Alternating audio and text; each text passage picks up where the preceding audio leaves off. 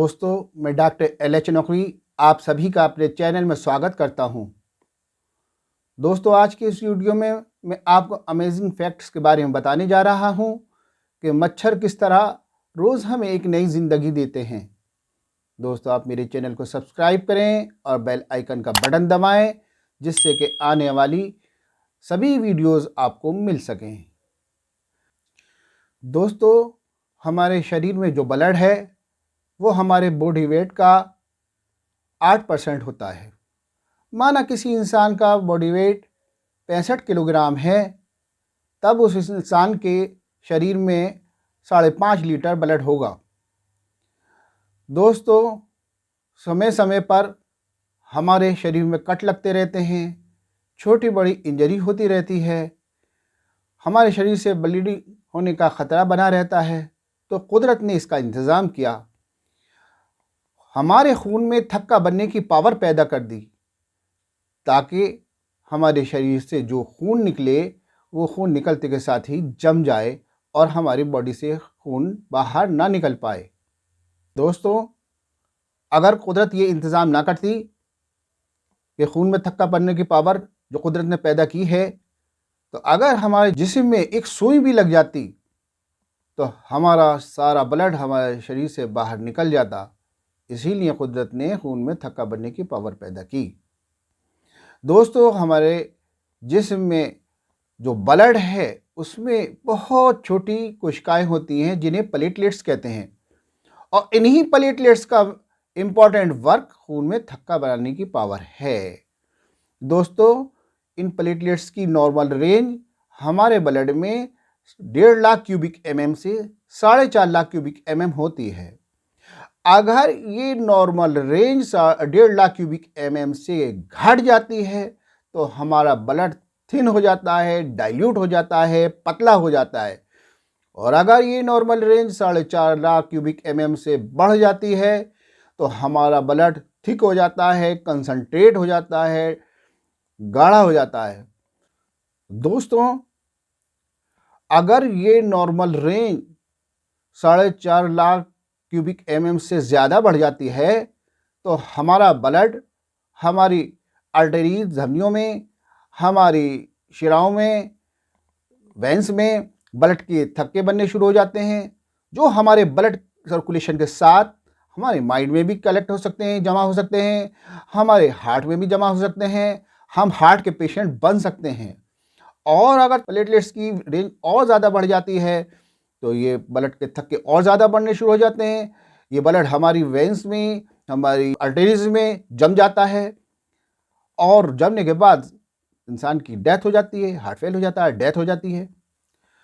दोस्तों, इसीलिए कुदरत ने मच्छरों को पैदा किया, और मच्छर ही नहीं, सभी जीव जंतु कुदरत ने इंसान के लिए पैदा किए हैं।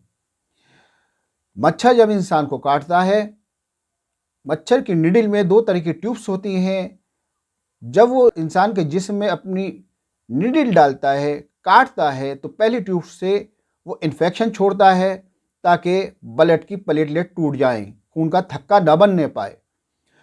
और जैसे ही वो अपना इन्फेक्शन छोड़ता है, प्लेटलेट टूट जाती हैं, उस एरिया की प्लेटलेट टूटती हैं, और दूसरी ट्यूब से वो खून पीना शुरू कर देता है और खून पीकर उड़ जाता है। लेकिन इस प्रक्रिया में इंसान को एक बहुत बड़ा फ़ायदा ये होता है कि जितनी बार मच्छर काटेगा उतनी बार उसका ब्लड थिन होगा, पतला होगा, डाइल्यूट होगा। जो ब्लड डे बाय डे गाढ़ा होता जाता है वो उसी रफ्तार से थिन होता जाता है, पतला होता जाता है। ये बैलेंस बना रहता है। दोस्तों, जिस इंसान को मच्छर काटते हैं वो इंसान फ्यूचर में हार्ट का पेशेंट नहीं बन सकता। आपने कभी सुना है, कभी देखा है कोई फुटपाथ पर सोने वाला व्यक्ति, एक भी व्यक्ति हार्ट अटैक से मरा हो? ऐसा कभी नहीं हुआ, क्योंकि उसे टाइम टू टाइम मच्छर काटते हैं। अब आप सवाल ये करेंगे कि मच्छरों में मलेरिया और डेंगू के मच्छर भी हैं जो काटते हैं। तो दोस्तों, आप अपनी इम्यूनिटी इतनी बढ़ा कर रखें कि आपको मच्छर के काटने का, मलेरिया के मच्छर के काटने का, डेंगू के मच्छर के काटने का कोई असर ना हो। मेरी क्लिनिक पर पेशेंट आते हैं तो मैं कभी कभी पूछता हूँ उनसे कि इस साल आपको मलेरिया तो नहीं हुआ, डेंगू तो नहीं हुआ? कि डॉक्टर साहब ना तो हमें मलेरिया हुआ, ना हमें डेंगू हुआ, ना हमें वायरल हुआ। तो मैं उनसे कहता हूँ नहीं, ऐसा नहीं हुआ। आपको मलेरिया के मच्छर ने भी काटा, आपको डेंगू के मच्छर ने भी काटा, लेकिन आपकी इम्यूनिटी पावर स्ट्रांग थी, इसलिए आपको ना तो मलेरिया के मच्छर के काटने का असर हुआ, ना डेंगू के मच्छर के काटने का असर हुआ। तो दोस्तों, अपनी इम्यूनिटी पावर बढ़ाएं। यहां मेरा कतई मतलब ये नहीं है कि सारी रात आप मच्छरों से कटवाते रहें। मेरा मतलब कहने का सिर्फ यह है कि किसी भी कंपनी की कॉइल लाए या किसी भी कंपनी की इलेक्ट्रिक मशीन लाकर, रिफिल वाली मशीन लाकर आप सारी रात जलाकर ना सोएं। ये बहुत खतरनाक पॉइजन है। लॉन्ग लाइफ जीना है तो इन सब चीज़ों को से परहेज करना होगा, इन सब चीज़ों को छोड़ना होगा। मैं ये नहीं कहता इन चीज़ों का इस्तेमाल ना करें। जैसा किसी भी कॉइल पर लिखा होता है कि कॉइल जलाकर कमरे में रख दें, 2 घंटे के लिए कॉइल जलाकर कमरे में रखें, विंडो बंद कर दें, गेट बंद कर दें। 2 घंटे के बाद जब विंडो गेट खोलेंगे मच्छर बाहर निकल जाएंगे, उसके बाद आप सोने के लिए जाएं। इसी तरह से इलेक्ट्रिक मशीन, रिफिल वाली इलेक्ट्रिक मशीन आती है, वो भी इसी तरह से अब उसका यूज़ करें। पहले आप विंडो गेट बंद करने के बाद उसे अंदर जलाकर रख दें, 2 घंटे के बाद विंडो गेट खोलें और तब सोने के लिए जाएं। दोस्तों, जब डे बाय डे हमारा ब्लड गाढ़ा होता रहता है, हार्ट के पेशेंट बन जाते हैं, तो एलोपैथी डॉक्टर ब्लड थिनर के रूप में टेबलेट, कैप्सूल, इंजेक्शन देते हैं और लॉन्ग पीरियड तक ये सब लेने की सलाह देते हैं। लॉन्ग पीरियड तक टेबलेट, कैप्सूल लेने से उस पेशेंट के लीवर और किडनी खराब होना शुरू हो जाते हैं। इसीलिए मैं आपको सलाह दे रहा हूँ, आप मच्छरदानी का इस्तेमाल करें और अगर आपको थोड़े बहुत मच्छर काटते हैं तो घबराइए नहीं। यही मच्छर आपको रोज़ाना एक नई ज़िंदगी देते हैं। दोस्तों, फिर भी जब मच्छरों का प्रकोप ज़्यादा हो तो आप हमसे कांटेक्ट कर सकते हैं। मैं आपको सिंगल मेडिसिन बताऊंगा, आप लें, अपने बच्चों को दें, अपनी फैमिली मेम्बर्स को सिंगल डोज दें।